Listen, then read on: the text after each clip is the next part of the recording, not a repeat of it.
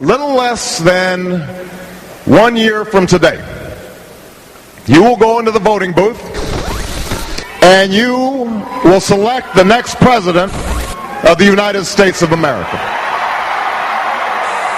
I think elections are about the future. But how do you determine what will happen in the future? Well, you have to look to the record. You have to look to what we say in campaigns Egotism, and what we have done during our narcissism.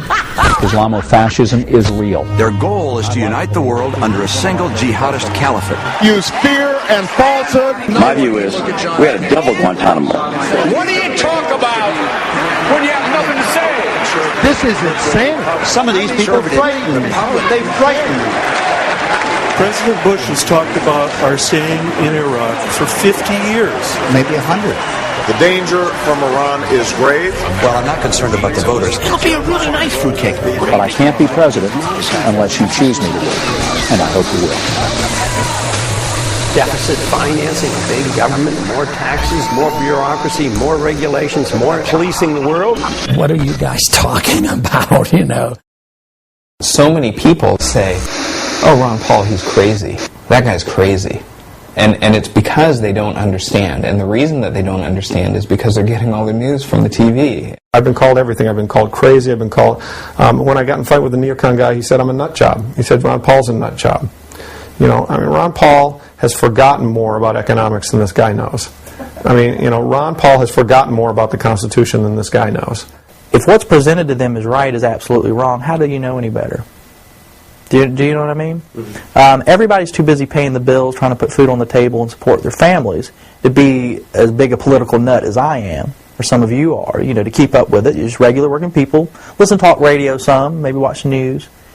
If that's your worldview, if that's your perspective, how do you know any better? There is no news anymore. As you know, news is gone in television. It's entertainment. It's all entertainment. The media are almost incapable of reporting and even understanding the Constitution and the way that the Constitution is supposed to be respected.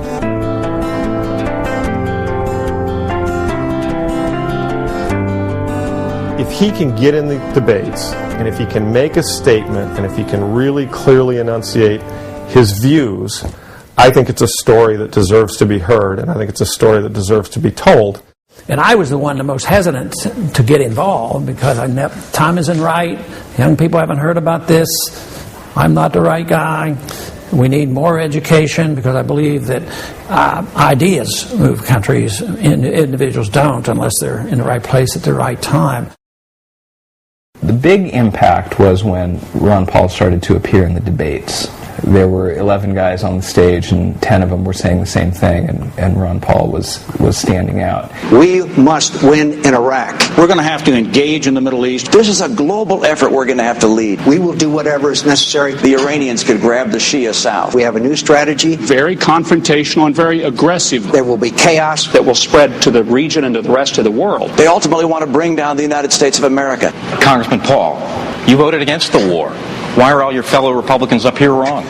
Ron Paul is not the snappiest speaker. He's not the soundbite guy. He can't just say something real quick. I believe that when we overdo our military aggressiveness, what it does, it actually weakens our national defense. I mean, we stood up to the Soviets. They had 40,000 nuclear weapons. Now we're fretting day in and day night about third world countries that have no army, navy, or air force, and we're getting ready to go to war. The things he's talking about don't have soundbite answers. You have to explore things a little deeper to understand what he's talking about. So he's trying to give you some backstory when he's giving you his answer. His style had rough edges, wasn't as polished. I knew a lot about that because I helped prepare a candidate, Herbert Walker Bush, for the debates. I was a shill, and so we would debate ad nauseum. So every line, every question was anticipated, and I could tell that what Ron Paul was saying was not for purposes of winning an election. They were gut reactions, truthful reactions to the issues. At the core, the justification for his positions, the reason that he took the positions that he did was based in individual freedom. A national tamper-proof ID card. Yeah, I think that's critical. They have to have a document. A national special card. Absolutely. A tamper-proof card, a database, name, date, birth date, biographic information. Dr. Paul. I am absolutely opposed to a national ID card. This is a total contradiction of what a free society is all about. The purpose of government is to protect the secrecy and the privacy of all individuals, not the secrecy of government. We don't need a national ID card. Ron Paul is completely uninterested in telling other people what to do or being told what to do. And there are very few people like that in politics anywhere, ever. Because politics is, of course, about amassing the power in order to tell other people what to do. And Ron Paul rejects that. I support federal funding. That's a yes. Dr. Paul, yes or no on federal funding? Programs are like this are not authorized under the Constitution. The trouble with this... He would take even issues that most people would consider minor, but vote on principle, even if it meant he was the only one voting against or for whatever it was, usually against. Would you work to phase out the IRS?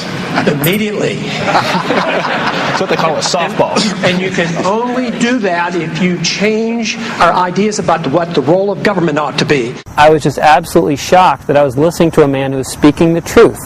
Speaking the truth about economics, speaking the truth about foreign policy. And I just said to myself, who is this guy? Where's he been? And what is he doing up on stage with all of these other Republican candidates? He'd talk about central banking, which is off the table. I mean, it's not even an issue. No politician raises it. No presidential election has ever turned on it. It's just been quietly removed from the political conversation. He brings it back. We live way beyond our means with a foreign policy we can't afford and an entitlement system that we have encouraged. We print money for it, the value of the money goes down, and poor people pay higher prices. That is a tax. And I began to realize that this man is no joke. He is America's last true statesman, and he has actually been saying the same thing for the past 30 years about what our federal government needs to do to serve the people. That is, namely, follow the Constitution. Suddenly, a lot of people who love the country and haven't voted precisely because they feel like it would be an insult to the great history of this country to vote for one or the other criminal, are so excited at the prospect that, wait a minute, maybe the country can be saved after all. I think there is a market for, an appetite for his ideas. And his ideas are, pretty straightforward. If you sort of allow people to do what they want, they're going to make a ton of mistakes. They'll do more things right than wrong. But in either case, you don't really have a right to intervene. This was the first election where you had somebody like Paul, where you could actually see a reflection of grassroots support, through the internet. The closest thing I can think of is Howard Dean in 2004, but that pales in comparison to what happened to Paul, especially with young people. My name is Michael Nystrom. We are in my home here in Arlington, Massachusetts, which is a suburb of Boston, and I created and run a site called The Daily Paul. We had to become our own media. That was a big part. I mean, the internet was a major driving force in spreading the word. What was so wonderful about the Ron Paul campaign is the new free press was utilized, the internet. And that was wonderful because that's the next generation. Going back to take a look at world headquarters of the Daily Paul. Here it is. Probably not what people imagine, but... It's funny, you'll hear Limbaugh and all these guys talk about, well, some blogger wrote. Well, some blogger, who are you? I know you make $400 million a year, but what are your political credentials that your opinion is more important than some blogger? This is just right off the kitchen. I like to say that I work from the kitchen table. This is the power of the internet, that a guy in his kitchen can have this kind of an impact. The community of websites that was created by the Ron Paul movement is really quite phenomenal. It's like its own world. The RonPaulForums and the Daily Paul became to be the two prominent user communities for the Ron Paul movement. I look at it as somewhat of a crucible, or it's a place where ideas get thrown in and there's lots of fire and sparks, and then something comes of it. Me and Brian, we met at a meetup group, and we talked about ways that we could harness the internet. Meetup is a website where people with like interests can form social organizations, groups, and use the internet as a basic tool for the structure of their organization, where they're going to go, when they're going to meet, and it's basically their communication hub. We were, explosive growth for a long time. The number of people in meetup groups, I know McCain, he's got like 5 people. Blew away every other candidate by a mile. 4,000, 5,000, something like that, groups around the world. And not just in America, I mean around the world. They were in Belgium and Australia, and just, they were everywhere. Well, he is one of the 10 presidential candidates to face off in tonight's debate right here on Fox. But I got to tell you, I have never seen so many viewer emails urging us to get a candidate on our air as I have with this particular gentleman. How are you going to stand out tonight? Well, I guess just telling the truth like I did last time, and we did very well. In the debate, when you get 1 minute and 30 seconds, maybe for a rebuttal, and it might take you a sentence or two to really collect your thoughts, it's a bit challenging. So sometimes after I looked at it, I said, well, I did better than I thought I was going to be able to do. It is the constitutional position. It is the advice of the founders to follow a non-interventionist foreign policy. Stay out of entangling alliances. Be friends with countries, negotiate and talk with them and trade with them. They looked at that Republican stage that night and they're like, what is this guy saying? We've never heard anything like this. And what's better, it makes a lot of sense. So there's a lot of merit to the advice of the founders and following the Constitution. And my argument is that we shouldn't go to war so carelessly. When we do, the wars don't end. He was talking more about the things that really matter, not the war in Iraq, but should we be the policeman of the world? Should we be at war anywhere? And why and when and under what circumstances? Congressman, you don't think that changed with the 9/11 attack, sir? What changed? The non-interventionist policies. No, non-intervention was a major contributing factor. Have you ever read about the reasons they attacked us? They attack us because we've been over there. We've been bombing Iraq for 10 years. If we misbehave around the world, there are going to be people in the world who don't like the United States, period, end of story. I think that's just common sense. I think most kids know that at the kindergarten level. It's very easy to be Rudy Giuliani and say, we got to get the terrorists, or people will vote for you for that. It's very hard to get them to vote for somebody who actually makes them think or says, wait a minute, these slogans are fit for a 7-year-old. Right now, we're building an embassy in Iraq that's bigger than the Vatican. We're building 14 permanent bases. What would we say here if China was doing this in our country or in the Gulf of Mexico? We would be objecting. We need to look at what we do from the perspective of what would happen if somebody else did it to us. And I thought, what fun. How are they going to answer that? And it must have been embarrassing for the other candidates to have to sit there and hear this deep discussion and to know in their hearts the guy's absolutely right. But are you suggesting we invited the 9/11 attack, sir? I'm suggesting that we listen to the people who attacked us and the reason they did it. They have already now, since that time, have killed 3,400 of our men, and I don't think it was necessary. Ron Paul had the courage and integrity to call out the established fantasy that a lot of the neocon and establishment politicians have, which is that the United States, anything the United States does around the world is morally good because we, quote-unquote, have the moral high ground. Why are we being attacked? Well, you're not allowed to ask that question. We're being attacked because we're such wonderful people. Well, why else? That's really an extraordinary statement. It's an extraordinary statement of someone who lived through the attack of September 11, and we invited the attack because we were attacking Iraq. I don't think I've ever heard that before, and I've heard some pretty absurd explanations for September 11. I would ask the congressman to withdraw that comment and tell us that he didn't really mean that. And Dr. Paul wouldn't back down. Everyone in the audience wanted him to pander and say, oh yeah, no, I didn't mean it like that. I meant it this way. And he took that opportunity to educate the people. Paul explained the concept of blowback to an audience, most of whom probably did not want to hear that, or more importantly, have never heard that. Congressman? I believe very sincerely that the CIA is correct when they teach and talk about blowback.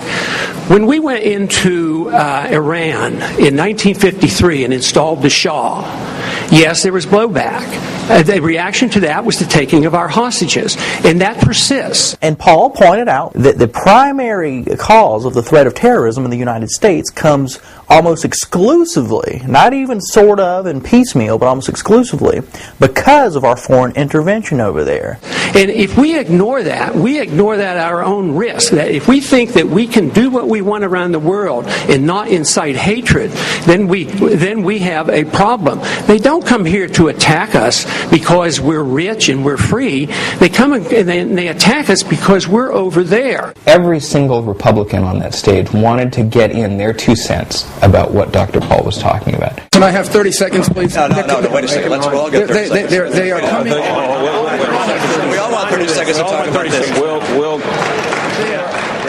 During the Republican primary, after each debate, Fox News would do this, the phone texting. Sean Hannity, heck, us right down whatever the digits were for your candidate, And each Fox News poll, this was a poll conducted by Fox News, Ron Paul overwhelmingly won. Here's a look at the early results of our text message poll. First place, Ron Paul, surprisingly. What does it say that he's doing so well in our text messaging among those watching Fox News? To be honest, says absolutely nothing. Maybe he's a little bit better organized and having his organizers do the necessary dialing. On the one hand, you're taking it seriously enough to put it on, and then on the other hand, you're saying, no, don't pay attention to the person who's in first place. Look, text polls are text polls. It's like internet polls. It's not even phone calls. He did not win that debate. He did not win it. No. Why would he try to discredit their own poll? Doesn't make any sense. In second place, Governor, you're in second place with 27%. Third place, If Romney had won, you would have seen ticker tape parade stuff happen in the studio. They would have brought out, horses and Clydesdales and chariots. Would have, talked for about 10 minutes about how great Romney is, and it makes sense that Romney won. Sean Hannity, more than anybody else on Fox, just without any subtlety, rips down anything that he disagrees with and doesn't even provide an excuse or an explanation. If we feel strongly about it, why don't we declare... If a woman is being raped next door, do we just do nothing there either? This is just going to shake the establishment. They do not want this guy running for president. I want to be president of the country, not president of the Republican Party. You got to get the nomination first. Yeah, but this is an unusual figure, a liberty-minded, anti-war person. That this is not only not a contradiction in terms; it's the only sensible political philosophy there is. I think Ron Paul basically, for me, it's done. That was a fabulous boost for Ron Paul's campaign. I think that's when a lot of people woke up. There's no question that Ron Paul struck a chord and it resonated with many people. The Ron Paul moment, and that's exactly what that was. And it was after that moment, after May, that traffic all over online really started to explode. When Giuliani gave us a boost, then I realized that there's a lot of support out there.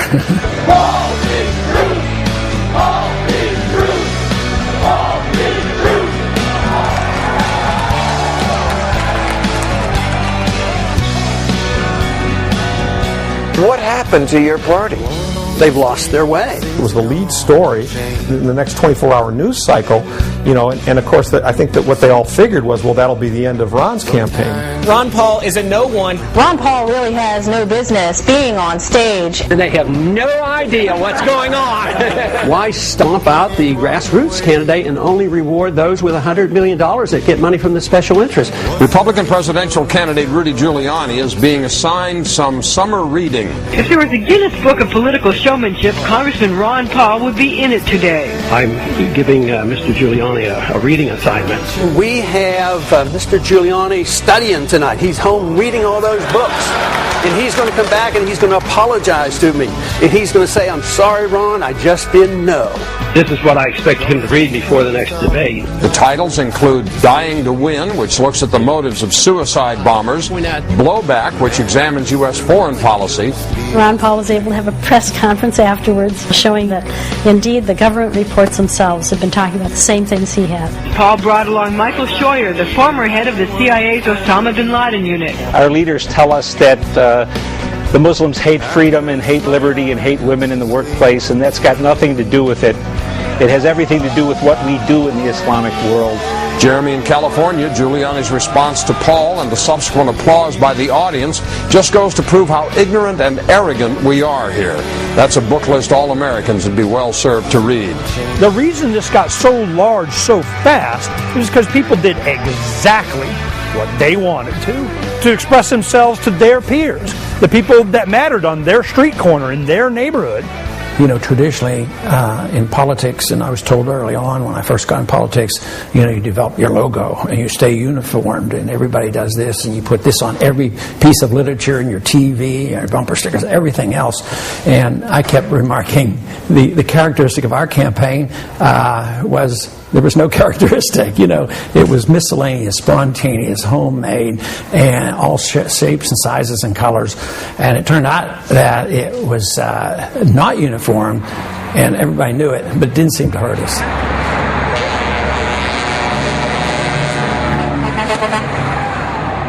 The sign bombing culture that developed as a means of spreading awareness, and it was something that I did, you know, climbing up on overpasses, you know, putting up signs with zip ties. These are all things that the grassroots thought of because their man wasn't getting the attention. So they basically had creative tantrums. We started the Ron Paul Revolution sign production. Okay, here we go. We would do this every Friday. We have at least 1 to 3 stations across, just in Arizona, the Valley of the Sun here. We would have people on a Friday making 200-300 signs. So that's another batch of another 42 more signs for tonight. Young people it's just, they're natural born activists. It's in their blood. They're rebellious. They rebel against their parents and their teachers, and so it's in them, you know, not to be fearful and to stand up. Don't just play by the rules. Think of ways to do unique things that break through. It's not just what kind of places. It's like, can you attach it? If you can attach it, it went up. Just walk down the street inconspicuously with the signs, you know, then you get somewhere, put up a sign, just keep on walking.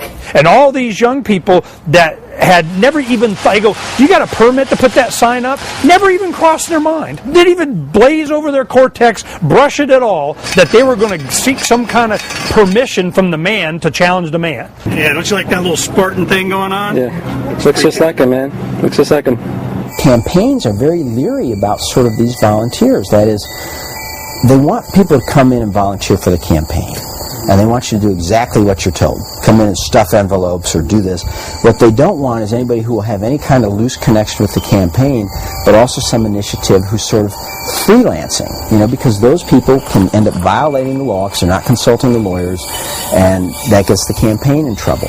And so we've seen this sort of death of this type of spontaneous campaigning, and we've seen the centralization of campaigns. Campaigns become more and more centralized, especially presidential campaigns. Many people got very passionate and gave their time or their money or just rose in a way above those regulations you were talking about and said, we're not going to do things the normal way. And I think that's why the Ron Paul campaign was successful, and why people have tried to imitate it haven't done very well, because they've tried to plan it, and you can't plan it. You have to inspire people and let them do what they do best. I wrote about one of the first times people tried to mess with the Ron Paul movement. It was in Iowa, when there was a candidates forum being put on by the Iowans for tax reform. They didn't want to let Ron Paul participate. Ron Paul's been long said to be the taxpayer's best friend. I don't think he's ever voted to increase taxes once, because he doesn't think there should be any, no income tax in particular. You know, it would be like not inviting Batman to your convention against the Riddler. You know, how could you not invite Ron Paul to this? So the Ron Paul people decided they were going to have their own event in the next room.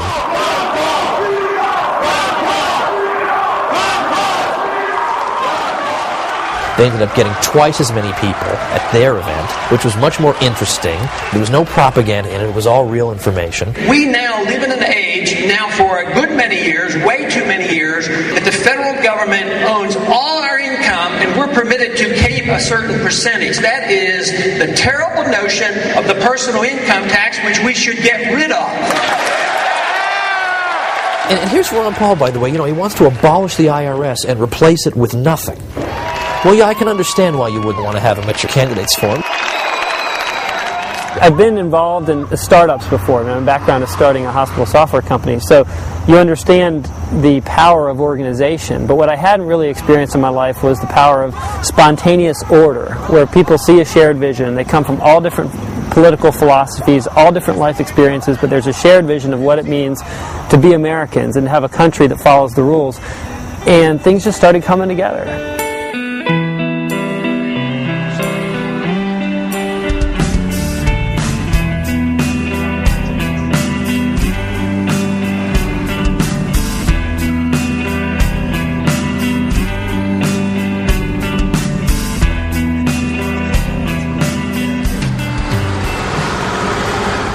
As you can see, Mitt Romney's got buses coming in from the four corners of Iowa.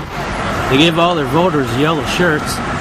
We were parked right at the entrance. We watched every one of Mitt Romney's buses pull up, and they'd have their little delegation out there to round these people up. They didn't let them talk to anybody. I mean, you couldn't even talk to them. Restore our Constitution, Ron Paul. Just herd them in there, and I guess they got them to vote, and then they would do whatever they wanted.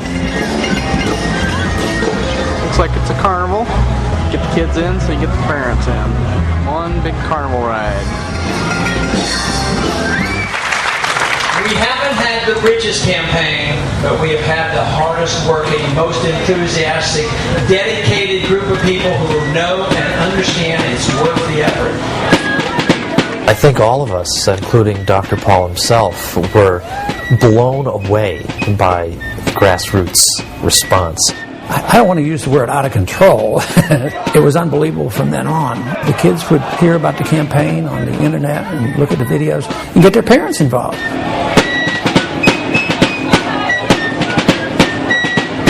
We have allowed our nation to be overtaxed and overregulated and overrun by bureaucrats. The founders would be ashamed of us for what we're putting up with. This is of a piece of a sort of 230-year-old American tradition of, rugged individualism and independence and reverence for liberty, and those things are not as alive as they once were in American society, obviously, but they still exist, and I think Ron Paul speaks for a lot of people who still uphold those ideas. The Constitution was written very precisely to restrain the power and force of government and to protect the liberties of each and every one of us. I do think you should value people who speak from the heart and who tell the truth. And you should also value people who honour the vision of your founders and respect the most sublime constitution devised by human intelligence. You're basically saying that we should take our marching orders from Al-Qaeda. If they want us off the Arabian Peninsula, we should leave? No! I'm saying we should take our marching orders from our Constitution. That's where I take my marching orders, not from any enemy. Over this way. They were downright rude to him during the debates. Some of these anchor guys would marginalize him and disrespect him there in front of national television audiences, and it was shameful. Congressman Paul, yet another question about electability. Do you have any, sir? Fox News' intent and purpose was to discredit Ron Paul because he represented what the Republican Party used to be, but better yet, what conservatism used to be. So you're suggesting that I'm not electable and the Republicans don't want me because I'm a strict fiscal conservative, because I believe in civil liberties? Why should we not be defending civil liberties? And why should we not be talking about foreign policy that used to be the part of the Republican Party? Let me see if I get this right. We need to borrow $10 billion from China, and then we give it to Musharraf, who's a military dictator who overthrew an elected government, and then we go to war, we lose all these lives promoting democracy in Iraq. I mean, what's going on here? Congressman, we are one nation. We can't be divided. We have to be one nation under God. That means if we make a mistake, we make it as a single country, the United States of America, not the divided States of America. When we make a mistake, it is the obligation of the people through their representatives to correct the mistake, not to continue the mistake. And that's what we do on the floor of the Senate. No, we've dug a hole for ourselves, and we've dug a hole for our party. We're losing elections, and we're going down next year if we don't change it. And it has all to do with foreign policy, and we have to wake up to this fact. Even if we lose elections, we should not lose our honor, and that is more important than the Republican Party. We've lost over 5,000 Americans over there in Afghanistan, in Iraq, and plus the civilians killed. How many more do you want to lose? How long are you going to be there? How long? What do we have to pay to save face? That's all we're doing is saving face. It's time we came home. Gentlemen, thank you. I want to tell you that kind of isolationism, sir, is what caused World War II.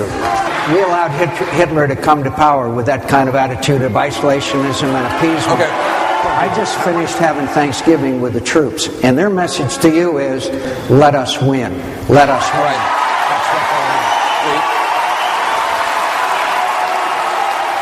The presidential candidate that received more campaign contributions from active duty troops than all others put together, of course, is Ron Paul. And it really says a lot that the politically aware people in the military, those that are paying attention and engaged in the political process, are supporting someone who advocates an immediate withdrawal. So what John is saying is just totally distorted. He doesn't even understand the difference between non-intervention and isolationism. Ron Paul's non-interventionist view was, no, we shouldn't bomb these people. We shouldn't put sanctions on them. We should instead have free trade, cultural exchange. We should understand each other better. What in the world is isolationist about that? Trying to make this distinction with John McCain, seriously, I might as well try to explain the Copenhagen theory of quantum physics to him, so we'll leave him to his mistakes. I think Congressman Paul should not be reading as many of Ahmadinejad's press releases. It really bothered me how unfair they were with him. But then at the same time, it reminded me of that saying that Gandhi said, first they ignore you. You say that you would eliminate the IRS, the CIA. Then they laugh at you. The Federal Reserve, the Department of Homeland Security. Then they fight you. You have proof of that. There's no proof. There's absolutely proof of it. It's been chronicled. And then you win. First place with 35%, Ron Paul. Rooting for Giuliani came in second. Oh, here we go again. Driving Hannity it's crazy. Driving me crazy. 60. I got very angry with you tonight. Oh, my. I know. We have some agreements. First time? Is that first time ever? No, not the first time ever. You should be nice to your guests. It's a shame that the Republican Party pushed Ron away. If they would have just grasped this message and said, yep, you're welcome, come on into the party, the Republican Party would have been huge. But instead, they shut it down. Yeah, I didn't walk away. I guess I was, confident enough that they were wrong. This country is in a revolution. They're sick and tired of what they're getting, and I happen to be lucky enough to be part of it. Ron Paul had a good day yesterday, a very good day. Supporters dropped $4,380,000 in 24 hours. And it's believed to be one of the biggest internet fundraising efforts by any candidate ever. Ron Paul's fundraising was actually done by volunteers who simply stepped up to the plate and said, all right, everybody out there on the internet, we are going to give money on this particular day. What if 100,000 of us donated $100 each on November 5th for a $10 million day? His supporters raised the cash on November the 5th to commemorate Guy Fawkes. This guy was a British terrorist who tried to overthrow the government by blowing up Parliament and killing everybody in it. Two important things can be thought of or represented by that date. And one is, yes, Guy Fawkes, but the other is the movie V for Vendetta, which was a movie that touched on that historical date in order to create a new theme that was a reaction to the propaganda of the state, the police state, the spying, all these things that were going on. I want everyone to remember why they need us. And so it was no shock that they would try to focus on something that really wasn't the motivator for the day at all. Were they contributing to your campaign, or was this all about Guy Fawkes Day? Explain to me what those supporters who are drawn to you on that kind of anniversary are trying to say. That's what they do. The media, I believe, intentionally, from the get-go, has marginalized his message, has tried to make it something that it isn't. So that's what news has been reduced to. And it is very dishonest. Is this the same kind of thing, or is this worse than what it was in the 60s with the radicals then? Oh, I think it's much worse. Totally in bed with the Islamo-fascists. and have turned against this country. But it's out there, it goes, it's gone, it's believed, becomes part of the subconscious of the electorate and how they vote. Our supporters, of course, are a lot different than others. Others are doing it for superficial reasons, but people who would join our campaign did it because they were philosophic people and they believed in something and they were motivated. So I think it represents a huge movement. You hear grassroots all the time with Ron Paul's campaign, and one thing I learned, it's not a word, it's not like change, it's just not something you just hear, it's something you see. Ron Paulers outnumbered and out-rallied all the other candidates' people combined. It blew me away, so I knew I was in the right camp.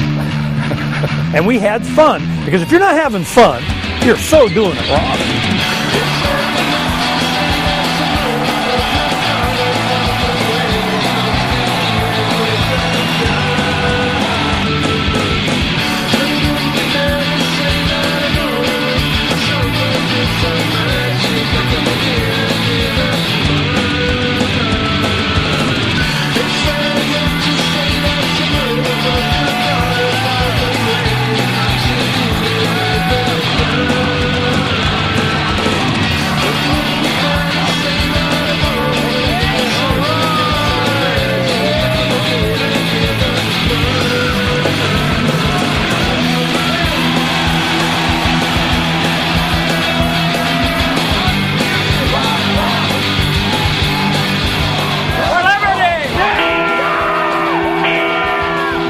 Ron Paul, he kind of strikes just the grandfatherly neighbor next door, and he's not the guy you think is going to lead a charismatic movement, Everything about the whole campaign was so innovative and different from what you're accustomed to seeing, and I think everybody's bewildered in the whole political arena right now. They're going, how did this happen?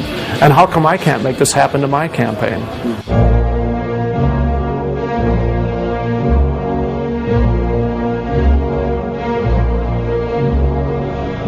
Supporters of Ron Paul may dominate on the internet, but now they have their sights set on U.S. airspace. I think the blimp has got to stand out in everybody's mind. I mean, that was just such an outrageous thing to do. You can ignore people on the ground holding signs. You can ignore people on the internet who debate passionately in forums. It's really hard to ignore a blimp. The Skyship 600 is quite special. It's the largest blimp in the world. It's about 200 feet long, about 70 feet high, 65 feet wide, and I think it's probably the only time that an airship was used to promote a presidential candidate, in fact, or any politician for that matter. Which I thought was a great PR stunt. I thought that was a great way to advertise Paul and unique, and everybody was talking about it, Ron Paul supporters or not. It took off December 12th, and it flew till pretty much the end of January. We were very impressed at how quickly a seemingly random group of people could pull together this rather unusual, unique project. Just great stuff. I mean, the imagination those people that like Ron Paul are showing it does a heart good. Somebody who's become jaded by the same old, same old. We had a certain leisure to do something fun with the blimp, whereas, traditional campaigning, we send out brochures, we send out flyers, we have a bus. Traditional campaigns don't put blimps into the air. I mean, you didn't see Obama or McCain having a blimp. That was unique to Ron Paul. What really works is when people are passionate about their work, when they're passionate about the campaign, and they step up to the plate and do what they think is right without having to take instruction from the higher-ups. In my experience, I just saw too many people worrying about getting somebody else to do something and not enough people doing something themselves. And the next thing I knew, I was pedaling a bicycle across the country. I pedaled 3,700 miles from the Santa Monica Pier in California and Los Angeles to the Jefferson Memorial in Washington, D.C. My whole life for 6, 7, 8 months was Ron Paul radio, get Ron Paul elected. That's the only reason why I was alive. The newspaper ad in Iowa before the straw poll. I mean, that was probably the first big project that the grassroots put together where everybody just contributed from all over. My husband went to work one morning and he come back and I'd already started painting on it and he said, "Oh my God. Oh, babe." Then he helped me. A group of political activists is spreading its own message, one step at a time. They are walking from Green Bay to Minneapolis. And Jerry, their message is relatively simple. We feel that the federal government is overstepping its bounds and treating the Constitution like a suggestion book and not like a legal contract. And so I called up USA Today. I said, what does it cost to run a full-page ad? And they said, it's about $70,000 to run a full-page black and white ad. And I said, okay, I can do that. We'll do that. We probably had 2,000 editors of this ad. For the High Tide promo, somebody introduced the idea about making a video that would promote Ron Paul's message, kind of like a campaign video, but a little bit different style, something that's never been seen before, like a movie preview. People that saw the video didn't know who Ron Paul was, said, this is an amazing message. Who's the guy in the video? And that's one thing we're trying to show also, is that it has a timeless feel to it, that the message of freedom is an everlasting message. It can never get old, and it can never die. One of the really appealing things about Ron Paul is that he understands the importance of history. He understands the importance of seeing where you're coming from and of not having the presumption in one generation to toss away the accumulated wisdom of ages. Today, as we gather here in Faneuil Hall, we are going to set a record for fundraising. We are sending a message to the world that we won't be ignored. The establishment in their high-rise penthouse views laughs at you. They laugh at us, the Ron Paul rabble. But you know what? They're not laughing today. Revolution's in the air. The resistance is on. Take action right now, ladies and gentlemen. Call everybody you know. We are blessed to have had Ron Paul stand for us all these long years. Now we are here today to stand for him.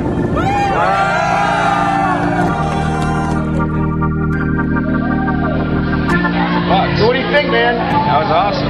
Success? Success? Absolutely. 5.5 million so far. Man. You set the record. In the history of American politics, nobody has ever raised more money on a single day than you. Gosh. And yet, this is happening without your campaign people coordinating. This is completely about grassroots, and it's completely about you just saying what you believe in.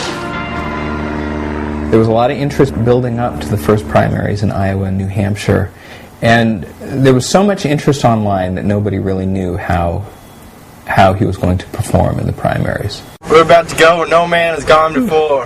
We don't do it because it's easy. We do it because it's hard. One small step for man, one giant leap for Ron Paul.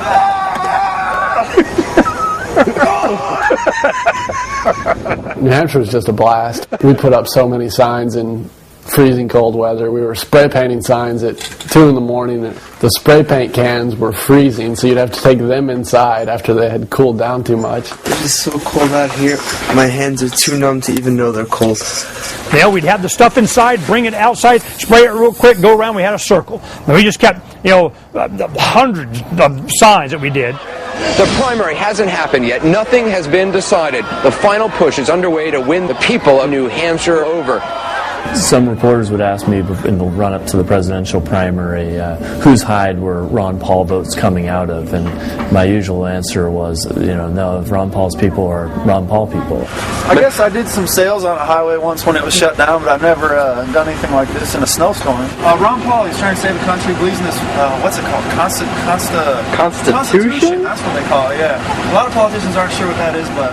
Most successful, all successful campaigns in New Hampshire, especially in the presidential primary, have grassroots support. There are campaigns that try and do what I'd call Potemkin Village campaigns. It looks like there's grassroots support, but you look underneath it and it's all astroturf. There are no roots. Those ones get exposed and fail every time. Please welcome Ron Paul.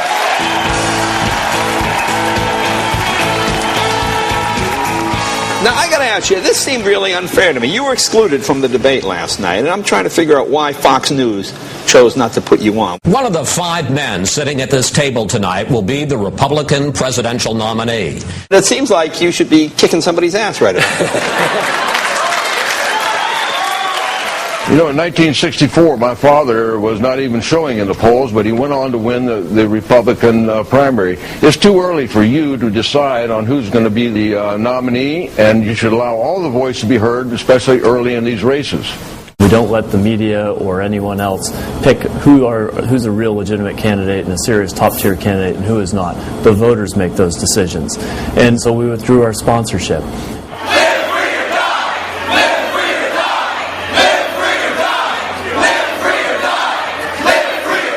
A lot of people put a ton into the campaign, and when they could see someone else just wipe out so much of the work because of their position in the media, they didn't like that. They didn't appreciate it. The truth of the matter is we do enjoy the circus, and the fact that it was a very competitive primary on both sides of the ballot only made it a better show.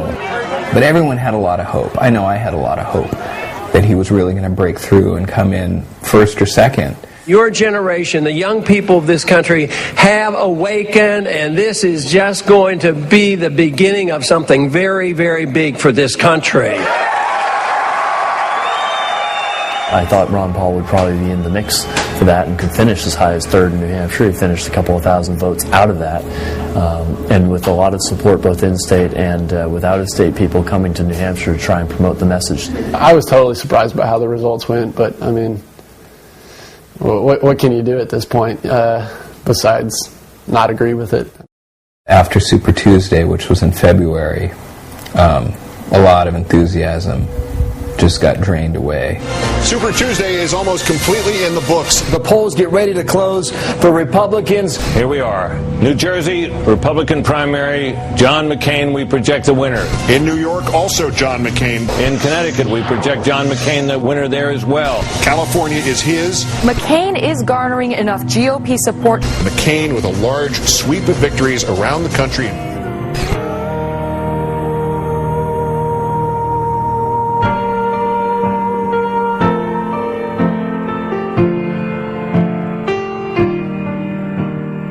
You feel it in your heart. You know the guy is right. You want him to win. And the numbers don't show. You see the support.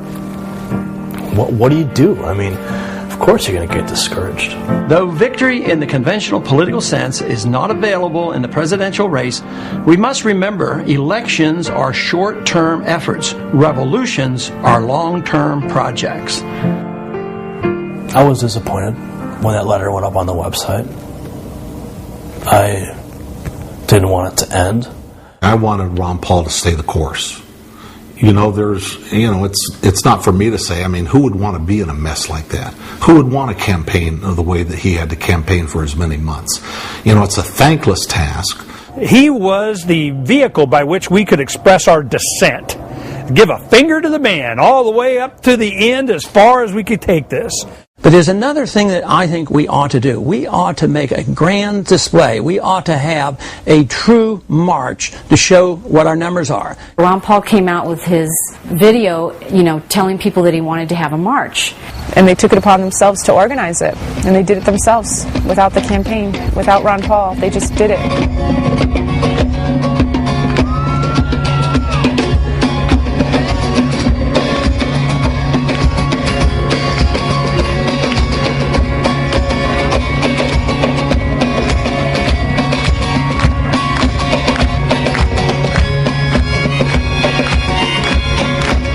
My theory has always been that if you ever can bring about revolutionary changes, two things would be required. The young people would have to be involved. You'd have to have music.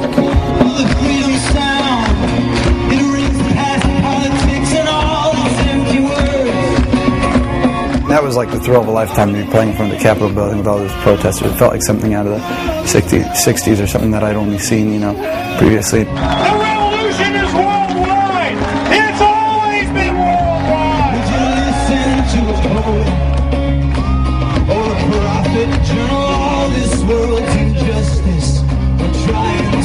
Can you feel the coming change? No hell is here today. Hope is on its way. 95, 100 degrees. It was unbelievably muggy and hot and miserable. But these people showed up, and the D.C. police told us that at the height of the march, there had to be 15,000 people there. As Iraq veterans against the war, we are resisting an occupation we once risked our lives for. We swore to support and defend the Constitution of the United States of America, but we found out the hard way that the greatest enemies of the Constitution are not to be found in the sands of some far-off land, but rather right here at home.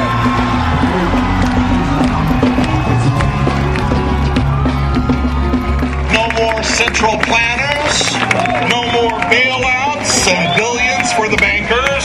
We're surrounded by the John McCains, the Bob Doles, Hillary Clintons, Barack Obamas, Chuck Schumers, all these interchangeable nobodies and liars and thieves and killers. Even though people were upset about the government, upset about some of the things that are happening, it was so happy.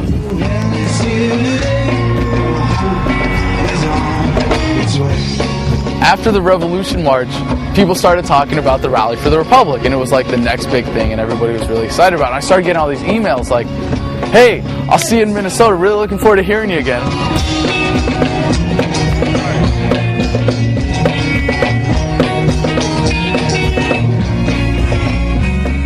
St. Paul happens to be the evil twin this year.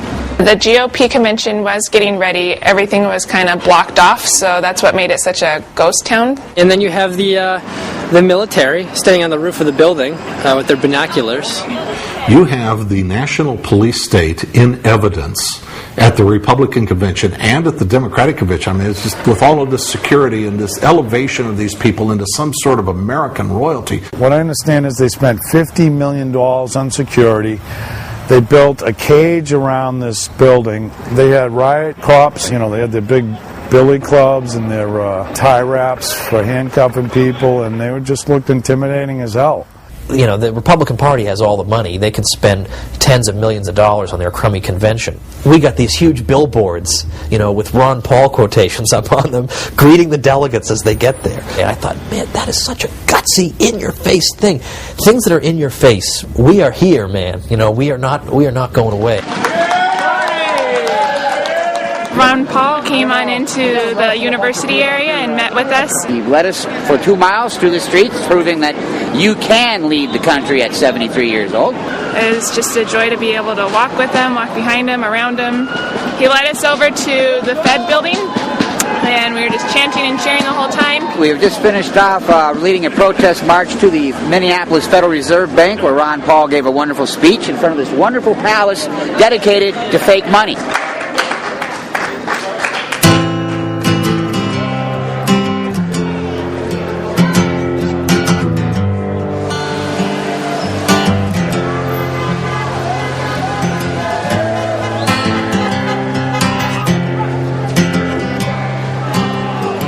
Certainly was an act of defiance to go ahead and choose an arena just on the opposite side of town from where the national convention is going on.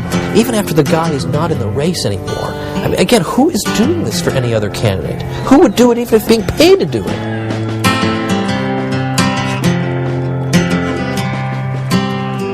And this is real. This is where it's at. This is where this is where we take our country back. We just arrived for the big event, for the Rally for the Republic. We're ready to go. Everybody's pumped. Everybody's excited. Ideas spread. They can't stop them. An idea whose time has come cannot be stopped by any army or any government.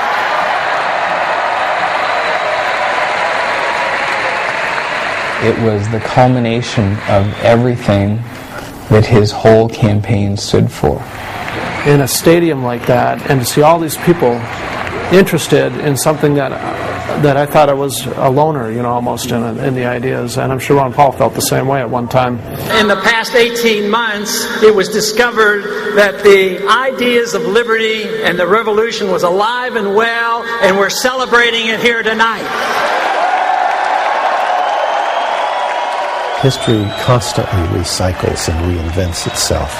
Ron Paul touched a nerve, a deep nerve. Some people didn't even know that it was there till he touched it.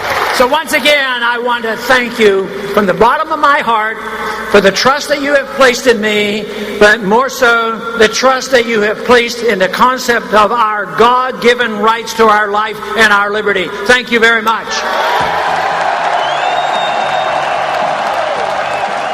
I almost feel as if he's saying, you know what, if people want what I'm offering, they'll make it happen. And I think that's why the grassroots just simply hasn't given up on him. We want an America full of principled people. Not people who say one thing and do something else. Say anything to get elected, but who say what they mean what they say, and they live their lives by those principles. And that's why he can animate the grassroots.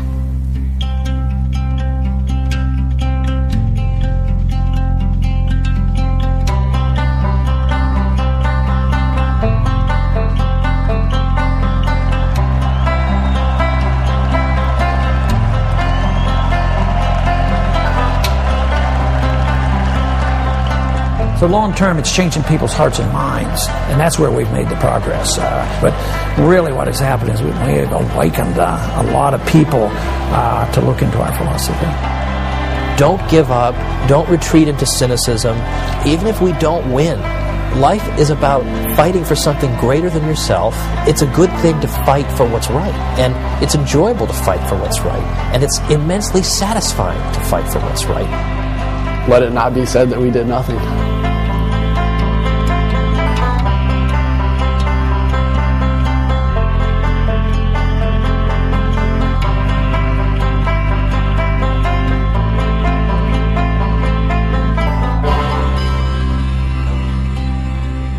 I have no doubt that what was sparked by Ron Paul is not finished. It's not consummated. It's ongoing.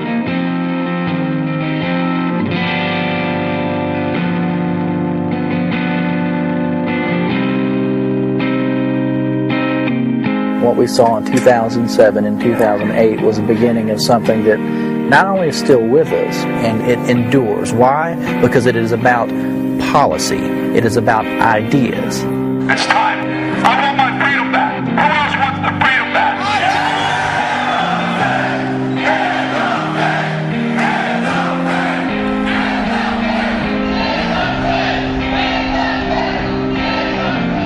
The Federal Reserve, which many conservatives now recognize is the root of our financial problems, that was off the board. You couldn't talk about it a couple of years ago. Can we talk about it now? Why? Due in large part to Ron Paul, thanks to the fact that he was running for president.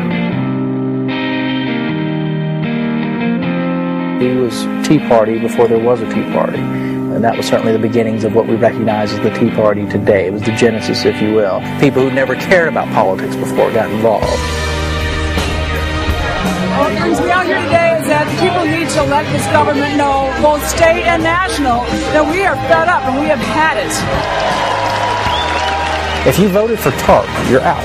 If you voted for the bailouts, you're out. If you supported Bush's spending, you're out. The Tea Party doesn't like that. And that's why a guy like Ron Paul becomes more popular, because his conscience and his record are clean. But we have gone a long way from the dictates of the Constitution. That is not part of the American tradition.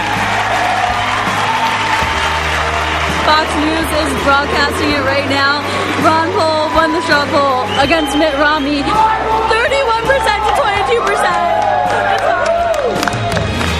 When freedom dies in your heart, no speech, no emotion, not even a reaction to a tyrant can bring it back. But when freedom lives in your heart, no speech and no tyrant can take it away. God love you.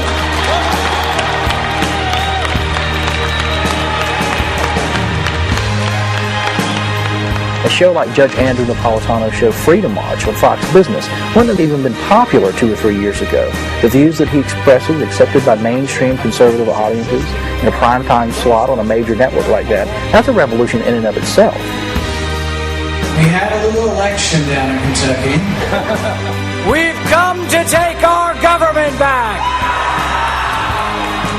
Rand Paul winning the election, becoming a senator, has a little different style than his dad. It's basically the same constitutional conservative message, but between the two, you're seeing a bigger, a bolder liberty movement.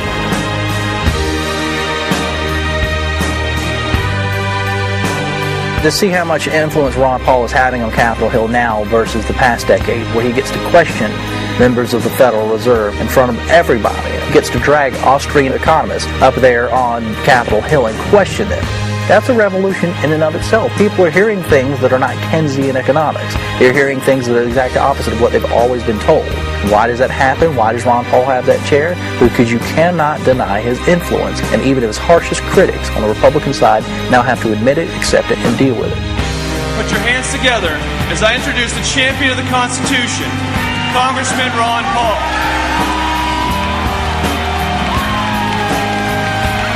I'm glad to see the revolution is continuing. The winner of the straw poll, Congressman Ron Paul.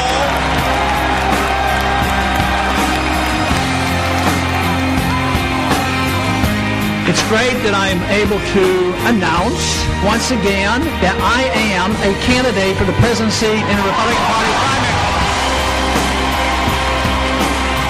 If we're really going to turn this country around, we have to have a revolution in our minds and our politics as much as anything else.